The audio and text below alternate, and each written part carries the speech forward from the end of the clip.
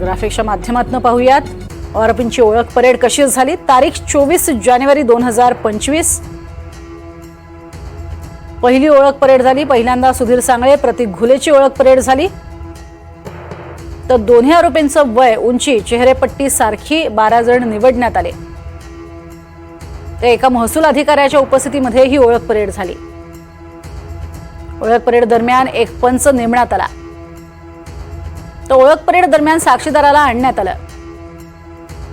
आरोपींना साक्षीदार दिसणार नाही याची दक्षता घेण्यात आली। आरोपी सुधीर सांगळेला 3 आणि 4 क्रमांकावर उभ्या असलेल्या व्यक्तीच्या मध्ये उभं केलं गेलं। आरोपी प्रतीक घुलेला 7 आणि 8 क्रमांकावर असलेल्या व्यक्तीच्या मध्ये उभं केलं गेलं।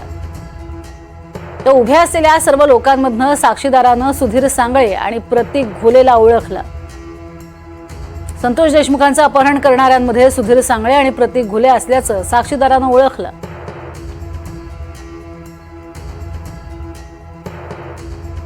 ते ही पहिली ओळख परेड होती। दुसऱ्या ओळख परेडमध्ये तारीख 24 जानेवारी 2025 दुपारी 1:58 म्हणजे साधारण 2 वाजता दुसऱ्या ओळख परेडमध्ये आरोपींची उंची आणि वयासारखी अशी 12 लोक निवडण्यात आली आणि त्यांना उभं करण्यात आलं। महेश केदार 6 आणि 7 क्रमांकावर असलेल्या व्यक्तींच्या मध्ये उभा राहिला। तर आरोपी जयराम साठे हा 10 आणि 11 क्रमांकाच्या असलेल्या व्यक्तींच्या मध्ये उभा राहिला। त्यानंतर संतोष देशमुखांना मारहाण केल्यावर गाडीत टाकणाऱ्यांमध्ये महेश केदार आणि जयराम साठे होता याची साक्षीदारानं ओळख पटवून दिली।